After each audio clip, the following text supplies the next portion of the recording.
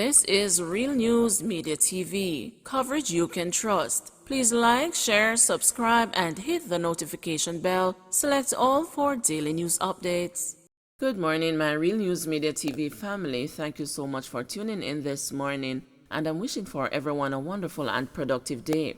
Now in the news this morning for December 22, 2022, man freed of incest over trial judge error. A man who was convicted in 2017 of 7 counts of grievous sexual assault and 2 counts of incest has been freed by the Court of Appeal because of the trial judge's error in the directions of the jury. The prosecution had asked for a retrial, but the court, in handing down its decision this month, said that action would not have been appropriate. The complainants were the appellant's 2 daughters, who were 18 and 14 at the time of the trial.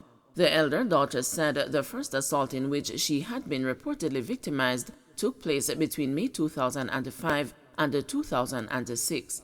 Evidence was given that the other offenses happened between May 2014 and December 2015. Sworn testimony was given by the appellant denying the allegations. He said the complainants were lying and that their motive was in retaliation to his attempts to curb his elder daughter from her immoral lifestyle. He charged that the other daughter was following suit. By a majority decision, he was convicted of the offenses and sentenced to 20 years imprisonment and ordered to serve 12 years before eligibility for parole. Attorney at law Terrence Williams, who represented the appellant, argued several grounds of appeal. He submitted that the trial was a nullity and pointed out that the judge misdirected the jury. The prosecution conceded that the claim of grievous sexual assault, as alleged in count 1 of the indictment, was not an offense at the time of the alleged incident and was only created by the Sexual Offences Act of 2009. The offense was allegedly committed between 2005 and 2006. Williams had argued that the trial judge erred in failing to direct the jury not to rely on the evidence of each virtual complainant to support the credibility of the other. He also warned the jurors of the danger that the evidence had been contaminated by their out-of-court contact. Williams said the judge further erred in lumping the complainants together and suggesting that the case involved the 2 of them against their father. Prosecutors Natalie Malcolm and Yannick Taylor Campbell, in response to the submissions, highlighted that the judge gave a specific direction in relation to each count of the indictment, and the date or period of each offense was alleged to have been committed, the ingredients of that offense, and the possible verdicts. The prosecutors admitted that the learned judge did not give a direction to the jury that the evidence of one complainant could not support the allegations of the other, and vice versa. They submitted that whereas such directions would have been desirable, the omission to give it in clear terms was not fatal to the conviction. In the applicant's case, it is not disputed that there are glaring similarities in the evidence of the complainants which would have been noted by the jury.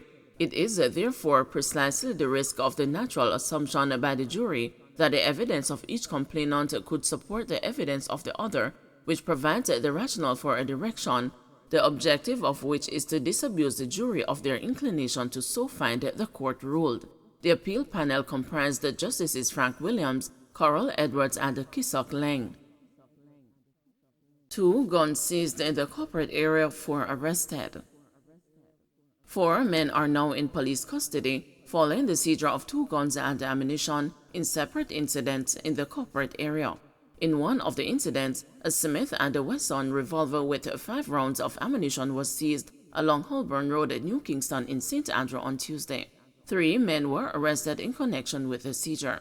The New Kingston police say about 11:45 p.m., 3 men were accosted along the main road and searched, and the firearm was found. The men were subsequently arrested. Meanwhile, a man was arrested in connection with the seizure of an illegal firearm and several rounds of ammunition at the intersection of Bread Lane and Charles Street in downtown Kingston on Tuesday.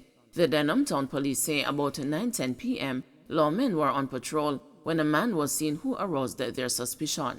He was accosted, searched, and a Taurus pistol and 6 rounds of ammunition were seized. He was taken into custody. Community in fear after pastor succumbs to gunshot wounds. Residents of Northwest 10th Way in 3 North, Greater Portmore, are tight-lipped following the brazen murder of a pastor from the community on Monday. One man said he did not hear the explosion, but saw the getaway car, which almost mowed down a few pedestrians while the gunmen made their escape. When the news team visited the community on Tuesday, the streets were empty, and the few residents willing to talk had fear written across their faces. The car loaded with men with guns, a resident said. Acting commander of the St. Catharines South Police Division, Superintendent Hope Nicholson, told the news that no motive has been established for the shooting. Nicholson also made an appeal for anyone with information to come forward and to speak to the police. Investigators are probing various angles of the execution-style killing. He was shot in his head and bled profusely, an investigator with a knowledge of the probe told the news. Lewis is pastor of the Greater Portmore Tabernacle and the Spanish Town Tabernacle. His wife is a Jamaica Labour Party council caretaker. Lewis was attacked just after midday on Monday by a lone gunman who opened fire at him while he was driving from his house. The incident occurred in the presence of other family members who were reportedly traveling with him. As he came under gunfire, Lewis lost the control of the motorcar he was driving, which veered off the roadway and onto a sidewalk, coming to a halt in a clump of trees meters away from his home.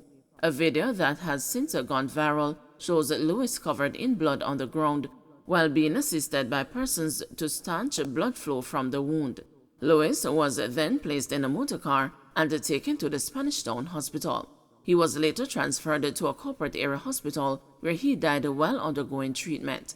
The police, community safety, and the security branch visited the location and met with the family as well as church groups. The pastor was an active member of his alma mater year group at Camperdown High School.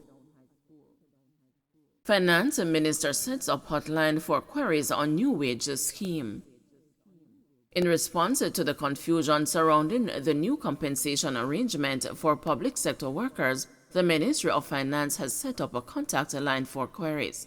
Minister of Finance and the Public Service Dr. Nigel Clark says given the issues with transitioning from the older system, the line is part of measures to address concerns and provide clarity to workers. The hotline has been set up at the Transformation Implementation Unit, which is overseeing the transition of the compensation scheme. In addition, Dr. Clark said a video will be released that will explain to public sector workers what the numbers on their payslip represent. But going forward, he said the workers' payslips will not only be simpler than December, but much simpler than they were under the old system.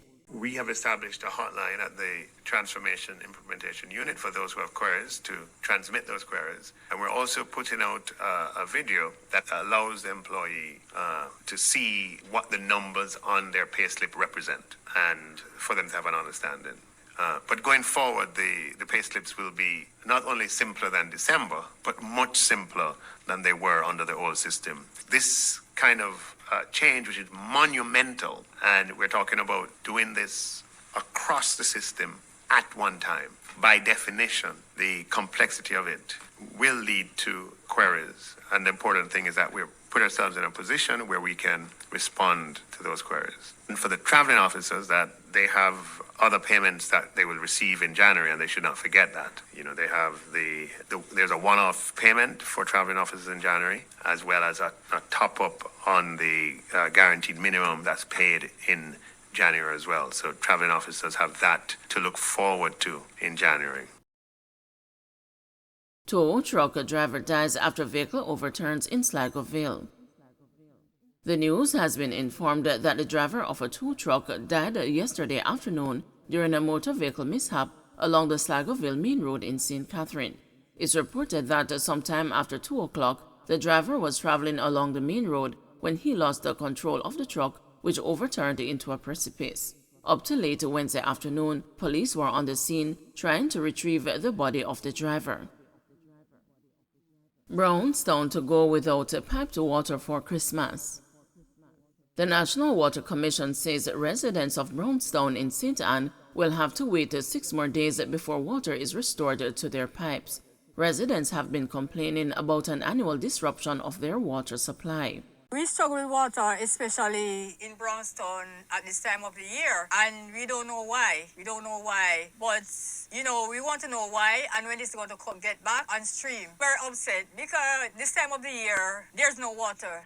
NWC's Northeast Regional Manager Richard Williams told the news that a pump that was installed 3 weeks ago failed and was subsequently uninstalled. Mr. Williams admitted that the situation is difficult for residents and businesses, but urged them to bear with us while we work through this issue, which he hopes will be resolved by Boxing Day. We are, however, working with the contracted trucks that we have, and we have made some added requests to have some additional units from those that the NWC had purchased a short time ago to come into the area to assist us until the system is back up and running. So I know it has been challenging for the residents. It has been difficult for residents and both businesses. I'm just asking that you bear with us while we work through this issue. We are working aggressively to meet the deadline of Boxing Day. Don't forget to like, share, subscribe, and hit the notification bell. Select all for daily news updates.